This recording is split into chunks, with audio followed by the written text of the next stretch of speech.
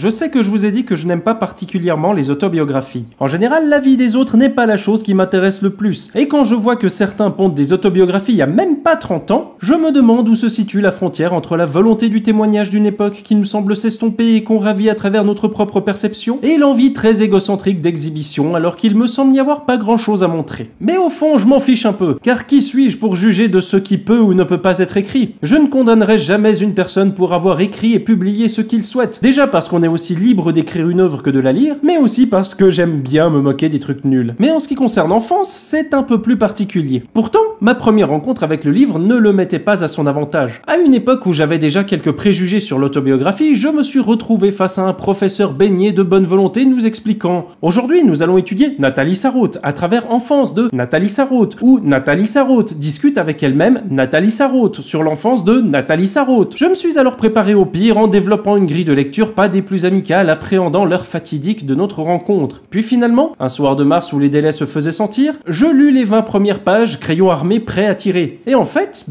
c'était pas si mauvais. Et si je me dénoue aujourd'hui de toute mauvaise foi, je me retrouverai même à dire que c'est bien. Il doit y avoir un problème quelque part. Donc reprenons depuis le début. Donc Enfance raconte l'enfance, sans blague, de Nathalie Sarraute qui va de ses premiers souvenirs jusqu'à la fin de son enfance. Tout débute par le divorce de ses parents et l'enfant demeure alors avec sa mère au pays de la vodka. Mais elle ne perd pas contact avec son père pour autant puisqu'elle passe ses vacances chez lui en France. L'enfant se rend compte du désintérêt progressif de sa mère envers elle jusqu'à ce qu'un jour, en séjour chez son père, la mère refuse tout simplement de reprendre la fille. Elle demeure alors à Paris où elle s'ennuie un peu et l'école devient rapidement son lieu de refuge où elle tisse ses premiers liens avec la rédaction. Se croyant dotée d'un certain talent, elle sera néanmoins refroidie lorsqu'on lui conseillera de corriger son orthographe avant de faire lire ses textes et reprendra confiance en l'écriture que bien plus tard. Côté famille, ça va plutôt bien avec son père, si ce n'est qu'il s'est remarié avec une certaine Vera dont elle se demandera constamment si cette dernière l'aime ou non. Bref, une histoire de famille avec un peu de littérature, rien de bien passionnant à première vue, mais j'avoue occulter toute une partie de l'œuvre. En effet, Enfance a explicitement deux niveaux narratifs. Celui de l'histoire que je viens de vous raconter, où il s'agit de souvenirs épars sans continuité directe si ce n'est celle de l'enfance de Sarraute, et il y a le niveau de la réflexion sur le fait même de raconter. Nathalie Sarraute formule ainsi ses réflexions en tant qu'auteur sur ses propres souvenirs, sur la manière de les écrire et sur le projet autobiographique lui-même. Elle va donc nous dire qu'elle a parfois hésité sur l'exactitude d'un souvenir, si une scène lui a bien inspiré un sentiment aussi fort, ou si c'est venu par la suite. Il y a donc un réel recul par rapport au projet autobiographique, ainsi qu'un travail d'honnêteté envers elle-même qui se pose ces questions, et envers le lecteur, puisqu'elle ne se contente pas de garder ses réflexions d'écriture pour elle, mais de les partager au lecteur. En plus, elle a la gentillesse de, disons, vulgariser ses réflexions à travers un dialogue avec elle-même. Par exemple, à plusieurs reprises, la deuxième voix va faire des remarques sur le choix des mots utilisés. Est-ce qu'elle les connaissait déjà à son enfance? Ne déforme-t-elle pas la vérité? Sarraute s'interroge elle-même. Il n'est donc pas idiot d'avoir deux voix, puisque ça rend aussi le texte plus ludique dans son enjeu de retranscrire la réflexion de l'auteur. Finalement, ce choix absolument pas commun dans l'autobiographie rend paradoxalement l'exercice beaucoup plus lisible. Merci donc à toi, Nathalie, d'avoir la gentillesse d'être honnête en me laissant voir tes réflexions sur ton écriture en les faisant apparaître par écrit. Je te laisse donc travailler en paix.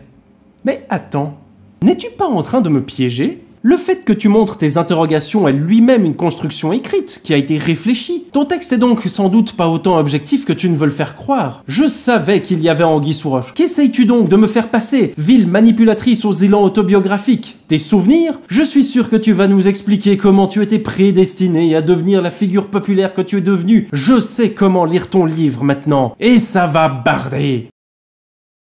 Bon d'accord, c'est pas vraiment ça. En fait, ma première prise de conscience, c'est que Sarraute a plus de 80 ans lorsqu'elle évoque ses souvenirs d'enfant. Il y a donc 70 années qui séparent le moment d'énonciation de ses souvenirs et les souvenirs eux-mêmes. Il y a donc un rapport au temps de l'existence assez, je dirais, vertigineux. Et là où ces souvenirs pourraient paraître lointains à la fois pour l'auteur que le lecteur, Sarraute fait tout pour éviter ça. Le moyen le plus visible, c'est sans doute l'utilisation systématique du présent pour raconter ses souvenirs. Elle se plonge directement dans l'esprit de cette petite fille de 6 ans et se met alors à raconter de manière un peu confuse ce qu'elle voit et ce qu'elle ressent. Cela permet de rendre l'univers décrit autour très vivant. Ici, le présent, contrairement à l'imparfait ou le passé composé, actualise les actions. Autrement dit, ça permet de donner l'impression que ce que l'on lit est en train de se produire, là, sous nos yeux. Et cet effet a plutôt bien marché sur moi. Mais je me pose donc une nouvelle question. En quoi la vie de Sarraute peut bien m'intéresser? Eh bien, je crois que c'est moins le contenu de ses souvenirs que la manière qu'elle a de les évoquer qui me touche. Pour illustrer ça, je vais vous citer un extrait où la jeune Nathalie doit réciter une leçon devant la maîtresse. J'aime sentir cette peur vapeur légère, cette excitation. Je sais très bien le texte, par cœur, je ne risque pas de me tromper, d'oublier un seul mot. Mais il faut surtout que je parte sur le ton juste. Voilà.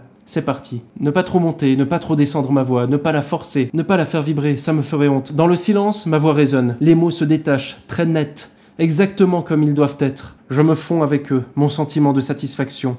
Et se conclut par les félicitations de l'enseignant. Personnellement, je ne partage pas le contenu de ces souvenirs car mes réflexions lors de mes récitations orales se focalisaient moins sur la modulation de ma voix que mes chances de survie si je fuyais par la fenêtre. Mais le simple fait que l'auteur se plonge ainsi dans son souvenir, en l'actualisant, me pousse à faire le même exercice, de mimer. Et c'est comme ça que j'ai pu me souvenir de ma propre angoisse lors de mes récitations orales, une angoisse qui me paraît assez drôle 20 ans plus tard. Avec son style, Sarraute ne décrit pas vraiment son enfance, mais plutôt la passerelle qui relie le moment où elle écrit et son enfance. Et cette description m'a permis de former ma propre passerelle, vers mes propres souvenirs et de m'interroger sur son élaboration. En ce sens, le texte a donc réussi à me faire voyager, pas dans l'enfance de Nathalie Sarraute, mais au cœur de la mienne. Donc je me retrouve forcé de m'incliner face à ce tour de force qui, par la description des souvenirs d'une autre personne, m'a renvoyé à mes propres souvenirs et à la nostalgie qui en découle. Je me vois donc contraint de m'avouer vaincu. Donc tu as aimé une autobiographie?